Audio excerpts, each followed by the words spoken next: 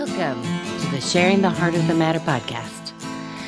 Join us as we celebrate the brilliance of authors, storytellers, and creators.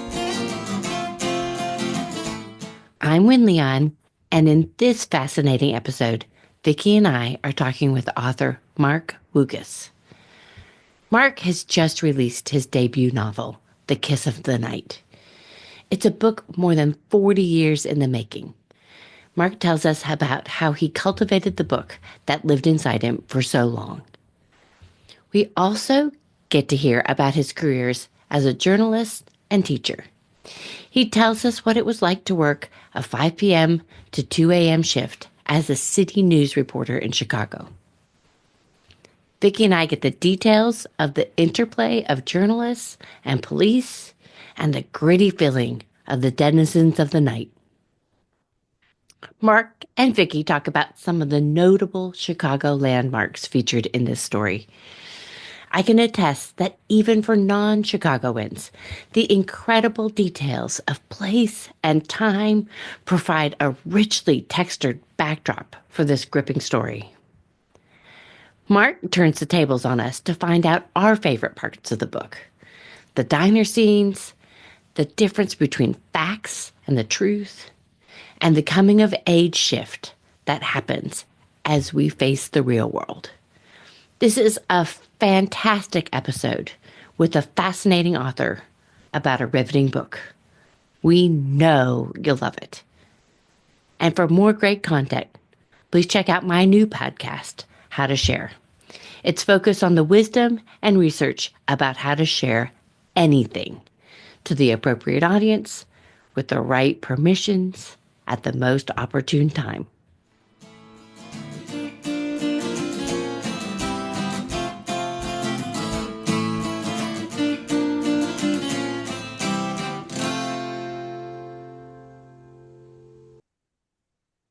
Hi, Wynne. Hi, Mark. Hello. Good to see you. It's so nice to see the three of us. It is. It is. Wynne and I are thrilled, Mark, to spend some time with you. We're thrilled to have Mark Wukas. Am I saying your last name correctly? You are. Yeah, could have asked that up front. And so excited because we've recently read your debut novel, hold it up right here, called The Kiss of Night. And we were doing a little chatting in the pregame with you about all the things that we loved, but as is true to form, Wynn and I know that we need to kind of cut that off and like actually start recording so that we can invite, our listeners and viewers in. But we're really excited to spend some time with you. And as we kick off, trying to invite others in about your beautiful book, I'm going to read the description that I think, Wynn and I both having read recently, is a beautiful encapsulation of some of the richness and some of the things that we loved. And then we're going to pepper you with questions. And I think also, our listeners and viewers often are really interested in the author's journey. And I think you've got quite a story to tell about how your book came to be. So we're just happy that you're here. Thank you. So you're welcome. Ready? Ready. All right. In The Kiss of Night, a seasoned journalist revisits life and death events from his first days in Chicago when, as a young City News Bureau reporter, he struggled to make sense of the city that surrounded him and his decision to become part of the story. Kirkus Reviews describe The Kiss of Night as an often thrilling crime novel that explores questions of loyalty, justice, and morality. And Rick Cogan of the Chicago Tribune praised The Kiss of Night as a book that deserves a place among your favorite Chicago novels. Mark Wukas is a lifelong Chicago writer and teacher. The Kiss of Night is his debut novel. Wow. It's so good, but I would have to say, as a non-Chicagoan, that it's a great book um, for everybody, Yeah, not just Chicagoans. true Well, enough. as non-Chicagoans, I don't know if you ever actually saw the on the cover art. There are those giant lips there, Yeah. and that's actually a sign. There used to be three giant lip signs like that on the three expressways. There was one at Montrose and the Kennedy, at Cicero and the Eisenhower, and 87th Street on the Dan Ryan. Mm-hmm. So, and it was a carpet cleaning advertisement. Magicus was the kiss of beauty cleaning. And so, so the lips aren't, they tie, there is a tangible sign and not just fancy cover art to back up the title of the novel. Yeah, totally. And in the show notes with the podcast, kind of riding along, I've included some information about the history of the sign because Oh, it great. was for many years, iconic for Chicagoans when it was you would navigate, based on, where those big pouty lips were. And, I don't want to give away too much, Mark, but you did such a beautiful job weaving in ambiance, for the protagonist, Will Moore, related to that sign. It really, yeah, well done. Well, Will lives on a cul-de-sac that ends that next to the Kennedy Expressway, and that sign is this giant advertisement at the end of his block, meant for the people on the expressway, but actually casts this glow over the neighborhood. Yeah, yeah. And it's woven into the story in just some really remarkable ways. Yeah, not so much as it's a character, but close. Yeah. In a way, I mean, the whole idea to use the lips came to me when I was in college and reading The Great Gatsby, and with the eyes of Dr. Eckelberg and that sort of thing. And I just thought, if I ever write a novel, I'm going to use the magic kiss lips as my eyes of Dr. Eckelberg moment for. And now you've done it. And now I've done it. Yes, yes. I hope it wasn't too heavy-handed. No, not at all. No, but we've given away a couple of things already. So, for those who haven't had the pleasure, tell us about your book. Tell us. The book, how do I start? The book is a sort of a retrospective reflection by the narrator, a guy named Will Moore, who's, a 40-something editor at the Tribune, but the death of a police officer that he worked closely with 20 years earlier sort of sparked all these memories. So he goes to the funeral, and when talking to the widow, she says, my husband said you might come to the service, and and he said that he owed you a debt of gratitude that he can't repay. And the narrator says, well, that surprises me because I feel the same way about him. And the widow has no clue as to what all this is about. So she invites him down to visit her house and then begs him to tell her the story. So the novel is not my narrator's telling the widow the story, but it is him basically telling it to himself, and he's trying to sort these events 20 years after the fact. Yeah. And so that's kind of what the gist of the novel. It's such a good setup. That setup just drew me in, especially that puzzle of, well, I think I owe him a debt of gratitude. I don't get that. And it just is, you just get pulled into it just from that get-go. Yeah. Thanks. Yeah. Thanks. So then in chapter 1, he goes back to his first memory of dealing with the officer whose name is Frank Foley. And their relationship sort of goes up and down from there. Yeah. And then but it also brings him into the memories of first moving to the city to Chicago from Boston, and just getting to know the city after dark. He ends up dropping out of grad school and getting a job as a journalist working for City News Bureau. which is a now defunct news gathering organization that was owned by the newspapers. And you were supposed, if you wanted to be a reporter in the city, you went to City News Bureau, you learned the city, and then were hired as a writer at the newspapers. So it was like boot camp and a tip sheet for all the papers. City news reporters did all the work that the Tribune didn't want to staff send writers to do. But when a good story came on, they would use the city news story and say, give that to their reporters, and then they would do their own story or supplement their own stories with stuff that I'd written or we'd written. So a couple questions about that. Is City News, was that a specific to Chicago thing, or did a lot? Yes. Okay. City News Bureau Chicago was it. I kept getting told it was one of the most famous news gathering organizations in the world, and I just rolled my eyes when I started. But actually, that's true. And if you got City News on your resume, it gives you a lot of street cred as a journalist anywhere. People in the biz know City News. And you started out as a journalist? Not really.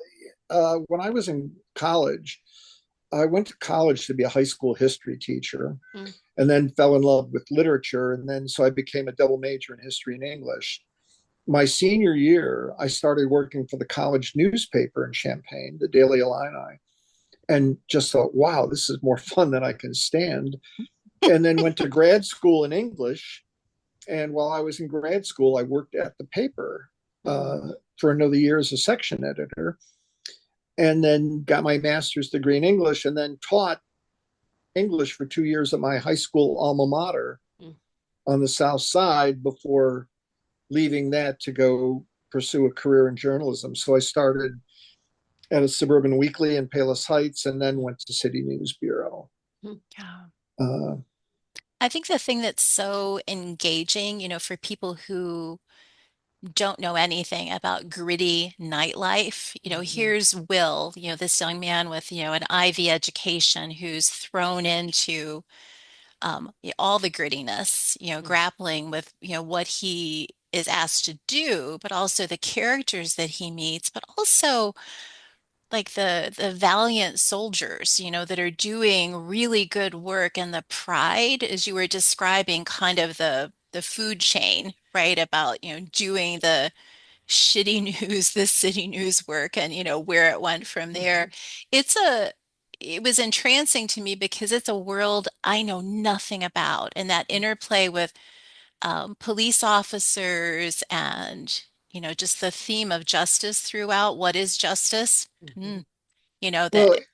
you pointed out that my narrator comes from privilege, and he does. Mhm. As you say, an Ivy League education, and to make matters worse, he was a classics major.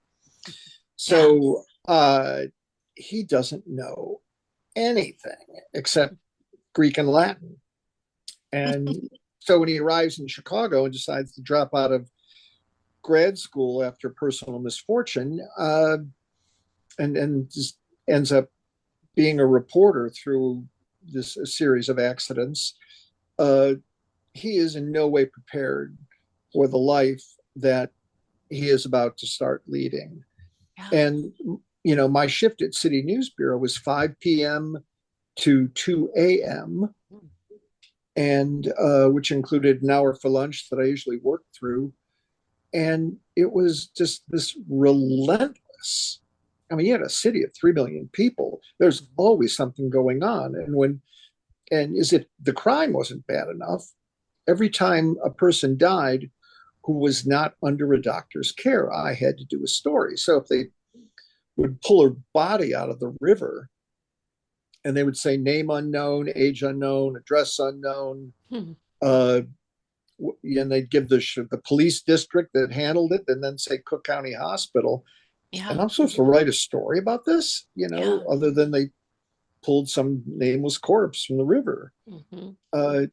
It was just overwhelming, the amount of that sort of thing, which surrounds us in this city, that nobody had any clue about. Right. Yeah. Mhm. And I think, what Will experiences, from his family, and I hope I'm not giving away too much, but one of the things that made me laugh out loud was that his fiance's name was Mary Alice, and he immediately started referring to her as Malice. I mean, I'm sorry. It was just, it Glad was, you liked it, Vicki. Glad I you liked it. loved it throughout because it's so, it added just enough spice. Every Mhm. time he interacted with her, it was painful, right? Because he was, by all the measuring sticks from people that were part of his life before, he was a full-on failure and a flop, and kind of floundering. And yet, as he gets into his groove a little bit, he sees that he's making a difference. He's building a community. He's Mhm. seeing things that he would never otherwise have seen. And then his relationship with Foley is rich in all kinds of really interesting ways, including, that comment that, well, it's not a comment, but he thinks early on to himself. He recognizes that he's bringing like his classics background and Greek tragedy, for cops, into the story, and the way that you did that and just dosed, bits of Mhm. so many things that I vaguely remember from Greek Mhm. tragedies and Mhm. philosophy. I felt like I was learning and relearning a lot as Well, Will was moving Mhm. through. Does that make sense? absolutely. Yeah. Will is fresh from college and being immersed in this world, and thought he was going to come to Chicago to go to graduate school and remain immersed in this world. And then he gets Yeah. jerked out of it. Yeah. And he's now in the deep end of the pool. Uh, but he has this, like, we all have lenses Mhm. that we Hmm. use to look at and interpret the world around us. And for him, everything reminds him of Greek literature. So when he, at the beginning of the novel, when he sees a corpse bobbing in a bathtub, he immediately goes to Agamemnon, Mhm. who was killed in his bath. He was the leader of the Greeks at Troy, and when he gets back, Yeah. his wife is not happy with him, and she kills him in their bath.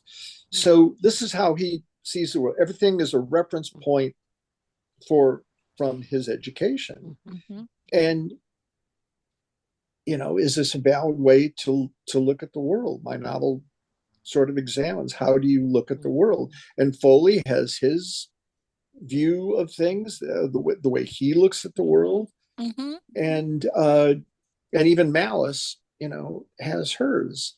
Yeah. Uh, what is the glue that keeps Will and Malice together for 3 years of college? I mean, talk about dysfunction, Mhm. and yet dysfunction can be binding Sure. in It's a in big so many ways. unifier. Hmm. Mhm. Yeah. Mhm. So, your fascination with dysfunction, I like. There's one of the many facets Mhm. of dysfunction in this book. Yeah. Yeah. But I love how Will uses who he is and what he learned in his education as kind of a little bit of his own like moral compass, but also his wayfinding. And he really needed to lean into that because it was that connection to who he was, who he'd been. I got Yeah, that. but Yeah. then I guess one of the questions that the novel asks is uh, whether that's a valid lens for him to be using Mhm. Hmm. uh, as he goes through the rest of his life. Yeah. You Right. know, um, Well, and I think there's every that moment for anybody, or just speaking for myself when I was 22, where you think you've learned a lot, and then you meet the real world, and then you're like, oh, yeah, yeah. No, I'm Yeah. afraid that's. Yeah. But I think that's common coin. I think we yeah, all. I used to tell my students that several times in your life you will, uh, and it'll probably come during your first semester at college when you'll be lying there and you're in this new environment, fresh from hmm everything that you've ever known and loved, hmm and you're lying there on your dorm bed, staring at the ceiling, thinking, "What am I doing here?" And hmm suddenly realizing that everything you know is wrong. Mm-hmm. and you have to start over and build on solid ground, on ground of your Mm-hmm. choosing, rather than the ground that was handed to Mm-hmm. you Right. Yeah. by your upbringing, the Yeah. schools you Right. attended, whatever.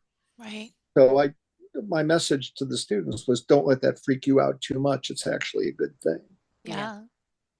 You Yeah. handled that so beautifully, I think, in the book because Will has that, crisis of conscience more than once about who he is and what he's doing. Mm-hmm.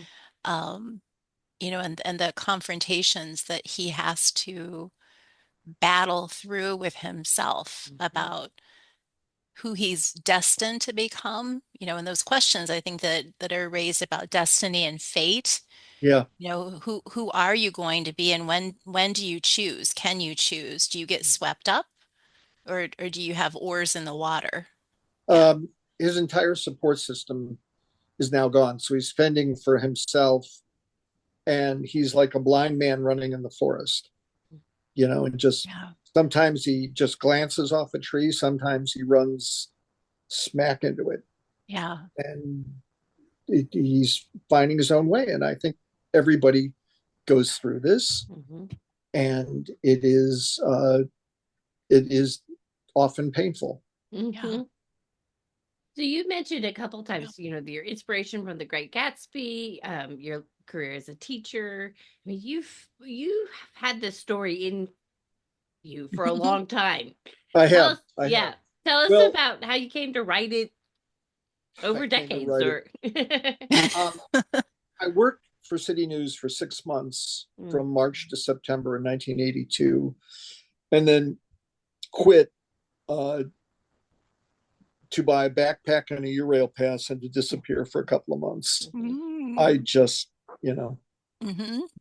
it city what I saw working for City News had a very strong effect on me. But I just, I had this chance to go to Europe, and I just thought, take it, do it. mhm, And when I came back, I went back into journalism and was working for United Press International. But the in the summer of '84, I started playing around with an idea for a novel and actually wrote a few chapters that would have been a sequel to this. So The Kiss of Night would have been sort of the unstated background mm, to everything that the 9/10ths of the iceberg that's underwater.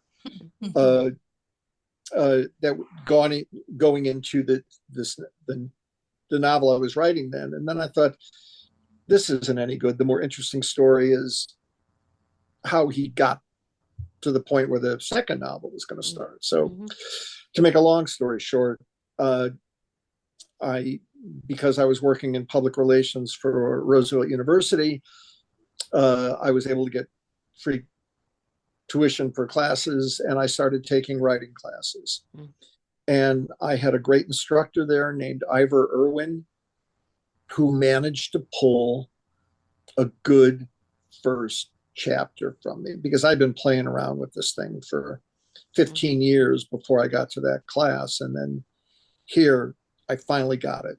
And at the end of that semester, I had a good first chapter. And then over the course of the next 15 years, I wrote three more because I Mm. was, married and teaching, uh, and that's when I just had no time. Mhm. Yeah. And then so when I retired in 2021, I had four good chapters, and I thought, well, are you ever going to really finish this thing? Mhm. And I just thought, damn it, just do it.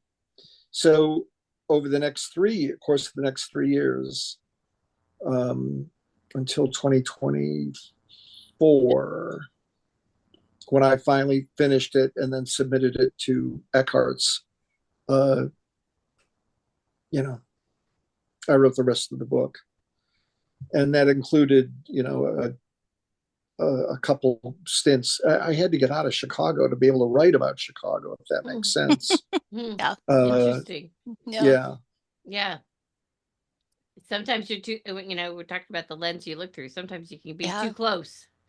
Yeah. you're right. You can be absolutely too close to something. Right, And so right. you need some distance and perspective Yeah. to be So able to do that. it's a story that just wouldn't let you go. That is absolutely correct.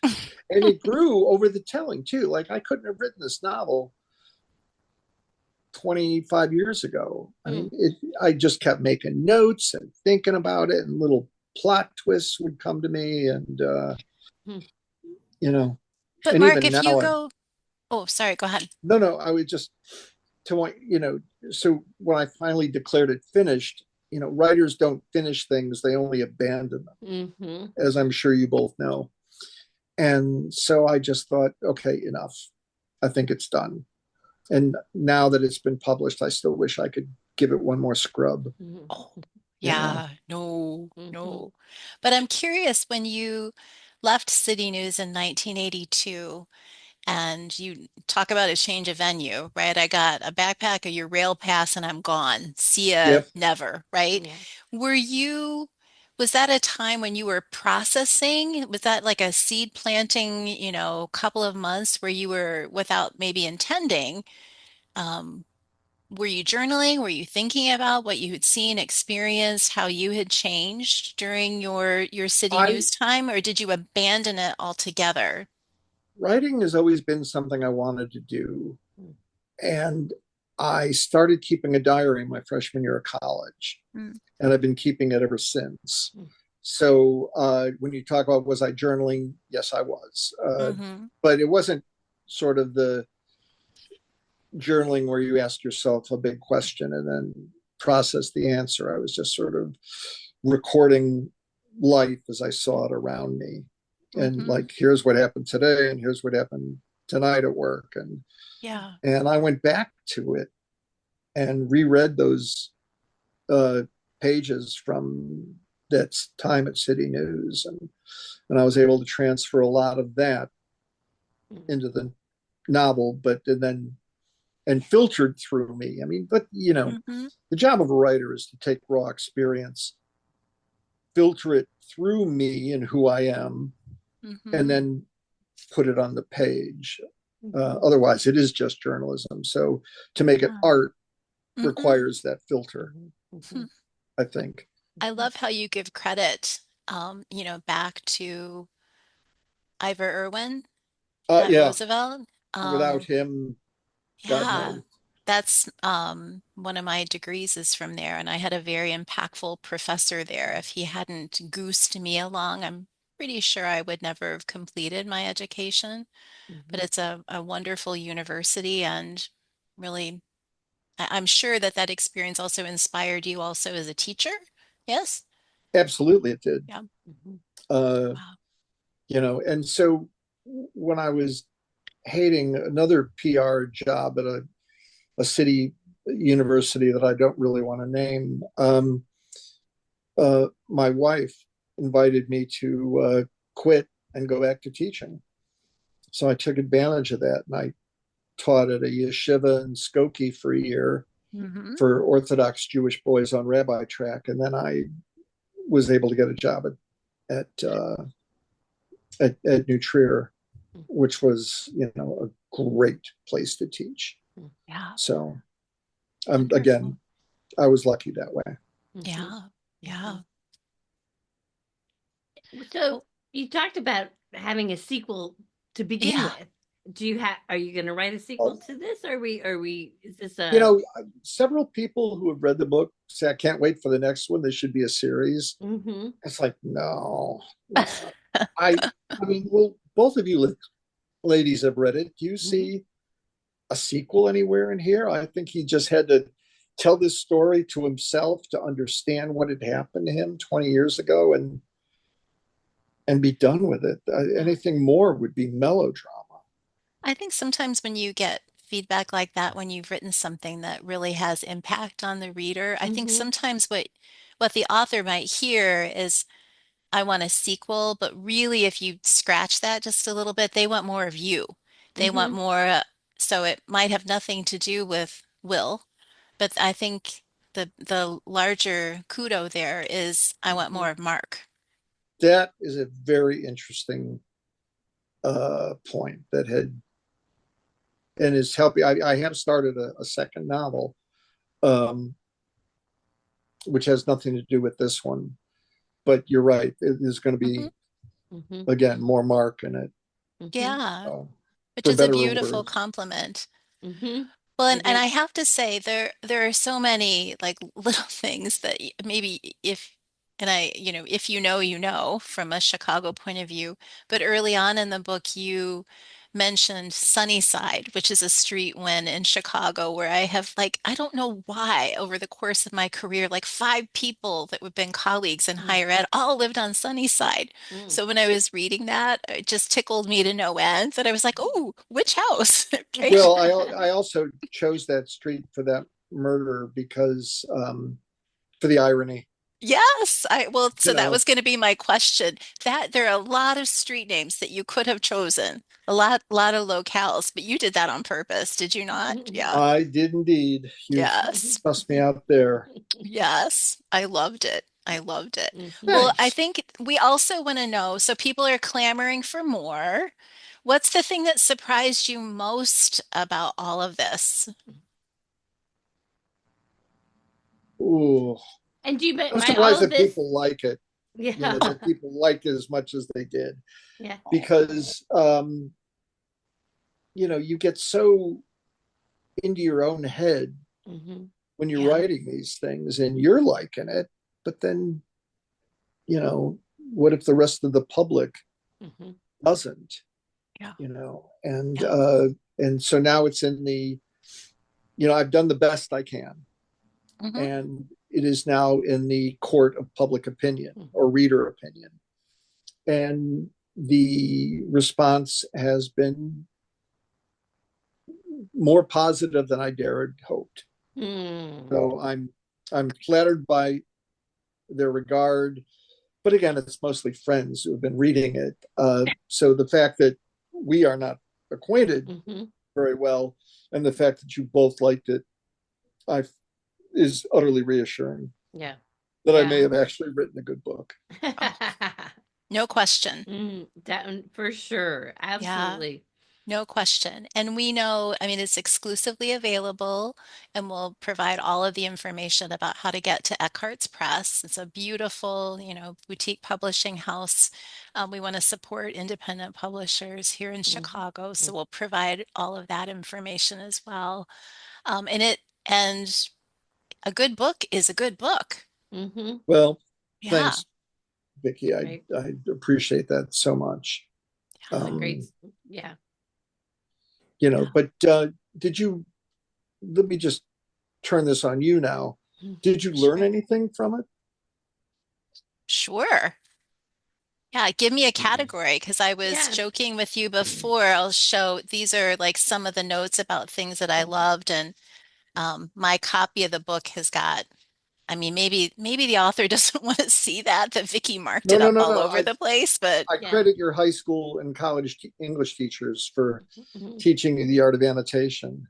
Um, Yeah. yeah, I mean you have to, but yeah, I mean, what would you like to know? Wynn and I are Well, ready. and I think it's more that, for me, it's being reacquainted with, I mean, like, I don't go out at night anymore. Interestingly enough, this is just sort of a big category, I hope I didn't scare I you have, in. no, I have young kids, I'm not out in the Yeah. city. And it's such an interesting idea, just generally speaking, not only learning about cops and journalists and kind of getting that real feel into their lives, but also Yeah.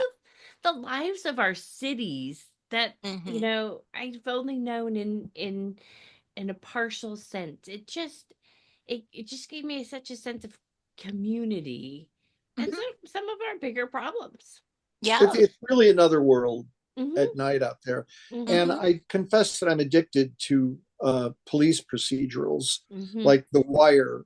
Absolutely kept giving me PTSD flashbacks Hmm. Yeah. for my city news years. But at the same time, what I've written is not a police procedural, Hmm. but a journalism Hmm. procedural. People don't Hmm. know how the sausage is made. Hmm. Hmm. And so here's a nuts and bolts you Right. think news just appears on TV. Like, well, no, it doesn't. Mm-hmm. There's a lot of work that Yeah. goes into this. Yeah. And I remember within the last year, a newspaper that I subscribed to, probably The Guardian, just came up with this like 10 best novels about journalism. And I was just trying to wrap up mine and thinking, have I written a good novel about journalism? Is it as good as Evelyn Waugh's Scoop? No, that is the best novel about journalism. But at the same time, there's people, and journalism has shifted so much now to the point where any jackass with a PC and an ISP can go online and have a blog page and opine about this, that, and the other thing. And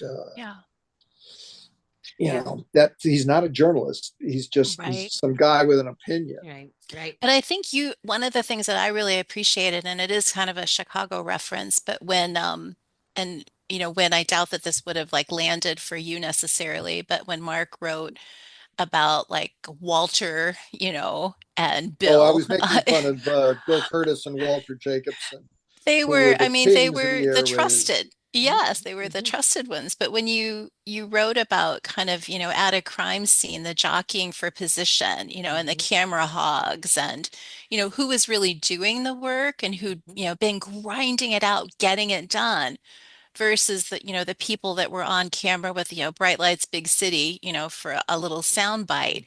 I think the thing that I got from that was there's a humanity in doing that hard work. And I think knowing that this is set, prior to cell phones, what you said about, the speed of information, these days, and that everyone can post and share whatever they want. It was a different time. It And so was. what I got from that was something that I wasn't expecting about that interdependency. It was a sociocultural statement about how our lives have changed because we're not as dependent upon one another as actual humans. I only care about you because of what you can give me in a data, chunk, or send me something, but there are actual relationships, that were formed in the dark of night. Um, and Newspapers were yeah, respected, yeah, and that's just it's the newspapers were seemed as credible, and now what they call legacy media, or whatever Sarah Palin was saying about and Trump with his fake news stuff, and it's like he has destroyed yeah, an industry to the point where what used to be you trusted newspaper editors to be disseminators of information in a fair and balanced way, hmm and now all that has been destroyed because somebody doesn't like what's being written about them. yeah, And so where do you go for reliable information anymore? It's like we're all in our own echo chambers. Well, And I and think the world has lost something. yeah, but I think one of the things that I pulled out of the novel that I loved was the way that you teased out how facts and the truth are different. And we yeah, all have Oh God, yes. that responsibility to hmm find the yeah, truth. And maybe even a harder responsibility to find the facts, you know, given the state of journalism. Facts can be reassembled, hmm and when Kellyanne Conway during the first Trump, she was confronted with A, B, and C, all these facts. And she said, well, we have alternative facts. And I thought, what are alternative facts? Well, And yeah, yeah. yeah, This is a little piece from Inside Out, which is the Disney Pixar movie that's for kids, but they mix up a bunch of stuff. They're like, oh, facts and opinions, they all look the same.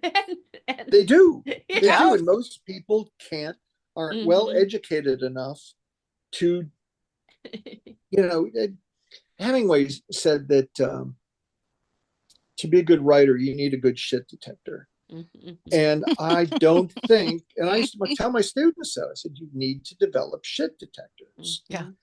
And uh, and I think that that's what is missing in a lot of Mm-hmm. in the world Yeah. today. Yeah. People don't know what to believe. They think it's just because it's on TV, it must be true. Like, Yeah. oh my God, Mm-hmm. Mm-hmm. Well, I nothing can't could. pinpoint it, but there's something I need to go back and see in my annotations, see what story it was within the book. But there's an example of that about Will watching other journalists withholding. I mean, that is as bad as reporting falsehoods, not reporting what is right in front of you and withholding information. I can't. Well, and the other point to build on that is that, Foley's objection to the media is that, once he gives them a piece of information, they get it out on the wire. Yeah. So if there's an unsolved crime and it gets, police are searching for Yeah. a 35-year-old man who robbed it's like you're going to tip that guy off and he's going to know the heat's on and that interferes with the investigation. So Right. Yeah. where is the line where you hold stuff back or, the Right. public's need or right to know? Mm-hmm. Hmm. Mm-hmm. This Another is good Yeah. question. completely unrelated, but if I don't say this and get it in while we're talking, I'd be so angry at myself. Your book contains some of the best diner conversations ever. I gotta say, some of the best, like over eggs and coffee, even if the eggs are cold. And I won't give it all away, but toward the end, there's such a moment between Will and Foley, Mhm. where Foley, for I think the first time maybe in the whole book, refers to Will by his proper name and not the nickname, that he gives him. And I kind of got goosebumps all over. It was a moment between these two men in a diner where Mhm. they Yeah, thank spent a you for good bit of noticing time. that. Yeah, I wanted to have that happen, where there's that final trust and intimacy between these yeah, two guys yeah, after that conversation in the diner. And yeah. I he got it. tells him, look, Will, you know, Yeah. Yeah. Yeah. thanks Definitely. for, I appreciate Yeah. that you Yeah. noticed that. Yeah, but like I said, I couldn't let the diner moments. I mean, there's some Right. really good bar moments too, and Yeah. you hit Yeah, the it's, gritty nightlife of like Mhm. things that I only like saw briefly as a youngster myself. But well, there are yeah, two lubricants. One is alcohol, the other is caffeine. And yep. that's all there is in the world. They're Oh both yeah, food groups. Well, that's the true. other thing that there is in the world is good books, and we're so grateful to you for coming Oh, Wynne, you're on too kind. and It's talking been about my it. great pleasure. It's so fun to have this conversation with you. Thank you. Thank you. Exactly right. Well, we're Thanks, Mark. grateful. Thank you.